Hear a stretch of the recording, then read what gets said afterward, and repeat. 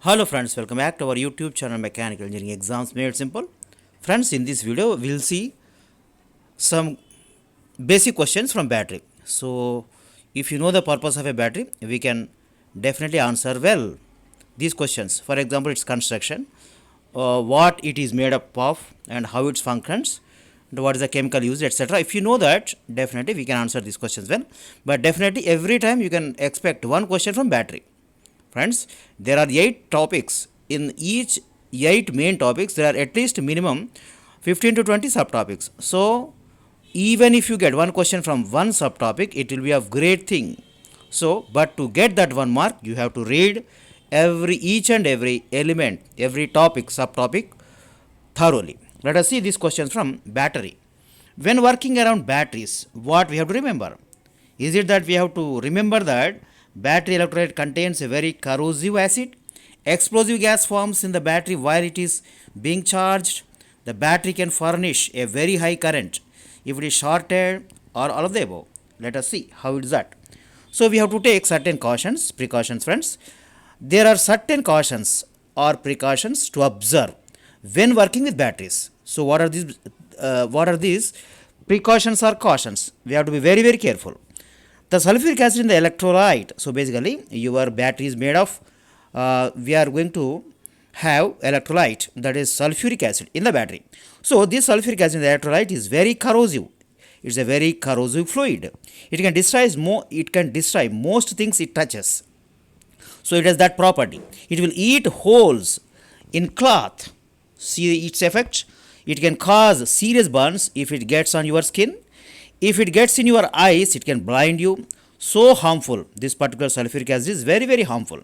For this reason, always wear eye protection when working around batteries. If you get battery acid on your skin, flush it off at once with water. Immediately you have to flush it off. And continue to flush for 5 minutes. Not only just like that, you have to do it for 5 minutes. Yes, if you get acid or any chemical in your eyes, let us come to eyes. What we should do? Flush it out at once with water over and over to be safe. Then get to a doctor at once, immediately. So gases form in the battery when it is being charged. So there are two things friends. Gas formation when battery is being charged. So these gases are highly explosive. So whatever the gases that form, these are very highly explosive gases. Never light a match or a cigarette when working around batteries. So don't do this blunder. You might cause an explosion that could seriously harm you, or probably even death also. It will lead to our death also sometimes.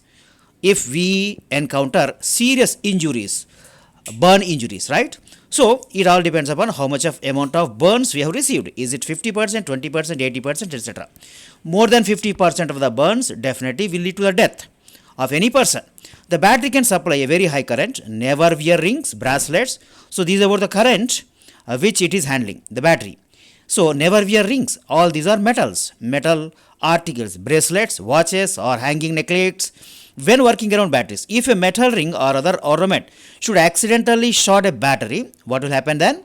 A very high current will flow. This could turn the ring white hot in an instant, and you could get a serious burn. This is going to happen. Now, when the question of jump starting a car, so what are the things we have to follow? When jump starting a car, follow the instructions and cautions in like this, right? First of all, you have to visually check the battery. Then check electrolyte level in cells on batteries with vent caps. You remove that and check it. Add water if the level is low. Vent cap batteries.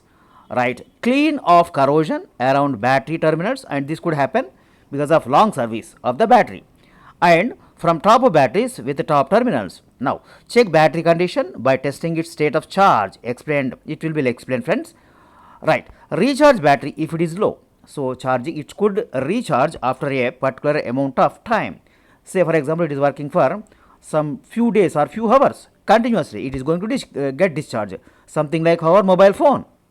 A wrong step can damage the electrical system and cause you get hurt. Now, friends, while disconnecting a battery, what are the things we have to do? Always disconnect that cable from the grounded terminal first, right? So a cable will be grounded. So you have to start disconnection from that particular cable. Then if you should accidentally ground the insulated terminal or any terminal of wire that is hot, so hot here means actually that is connected to the insulated terminal, then you will not be making a direct shot across the battery. So what is the correct answer, friends? So all these are correct. In fact, all these are correct. Now, when disconnecting a battery, always what to do? Right. So is it that you have to remove the vent plugs first, or disconnect the insulated terminal cable first, disconnect the grounded terminal cable first, or put the transmission in park or a reverse? What to do? So you have to do, friends. So let us see what exactly he is asking. So when disconnecting a battery, always disconnect that cable from the grounded terminal. You have to start from the grounded terminal first. Then if you accidentally ground the insulated terminal or any terminal or wire that is hot, once again let us know the meaning of hot. Hot here means connected to the insulated terminal. Then you will not be making a direct shot across the battery. So answer is C. Disconnect the grounded terminal cable first, friends.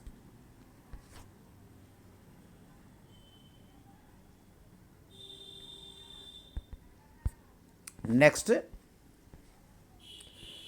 the battery is an electrochemical device. This means that, what exactly this means? Here, whether that it makes chemicals by mechanical means or uses chemical action to provide electricity, has curved instead of flat plates, or does not use any electrolyte. What is the meaning of this? Electrochemical device. So let us see it. The battery supplies current to operate the starting motor and ignition system when the engine is being started.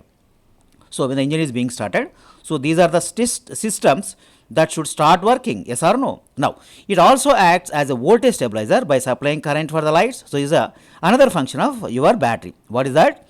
It also acts as a voltage stabilizer by supplying current for the lights, radio, and these are all the things we use normally in our automobile or car or any other, let us say bus or whatever it is, and other electrical accessories when the alternator is not handling the load, right? So why alternator is used? It is used to generate the alternating current, yes or no? Right.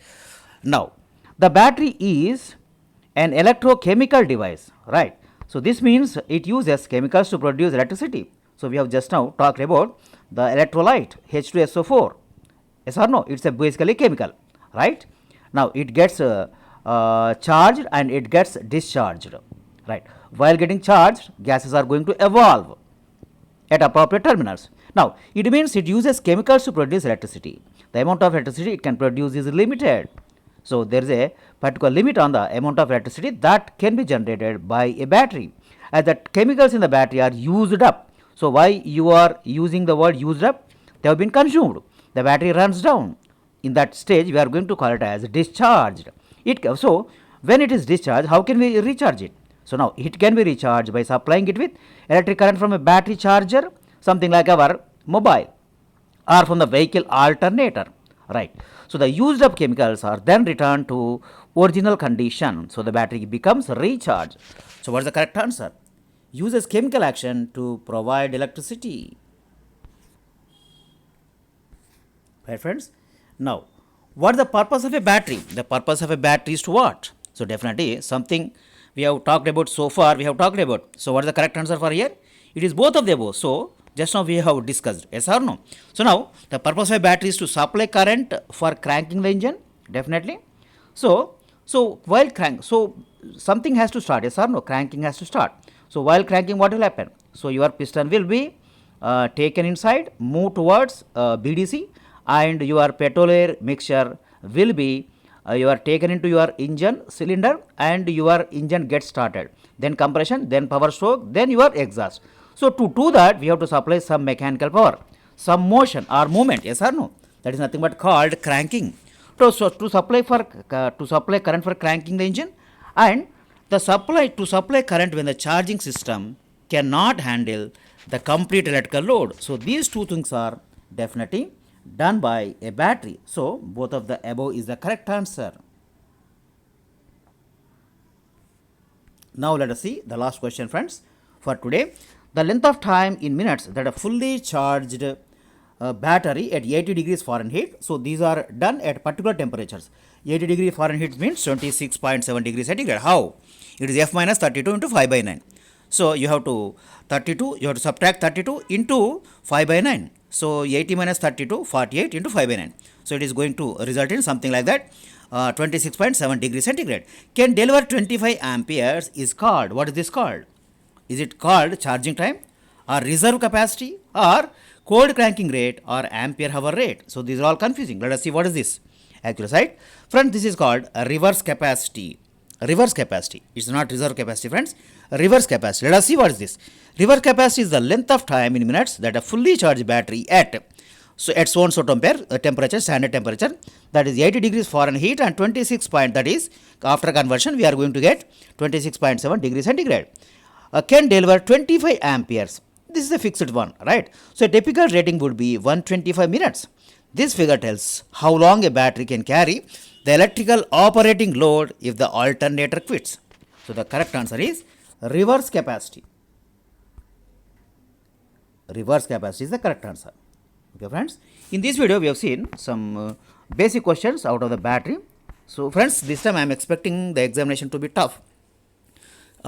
Previous examinations, AEE was also tough, and all the so now the logic behind actually your examination would be tough. AEE civil was very tough, and AEE mechanical students feel that it is a little average, moderate, but it was definitely, some questions were definitely very, very difficult to answer. We think that they are correct, but we are going to ultimately, if the after watching the key, after checking with the key, official key, we find that number of bits have gone wrong.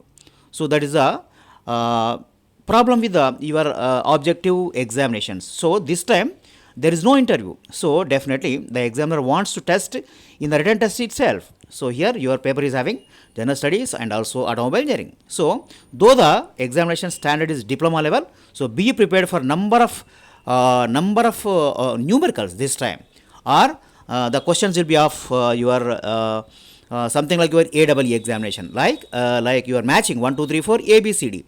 So match them 1A B C, something like that, 1A 2D 3C, something like that. Okay. So and also the questions could be of type. Some 4 statements are given. A, B, C, D statements are given. Out of these, A, B correct, B, C correct, C, D correct, A, B, C, D all wrong, or A, B, C, D all correct.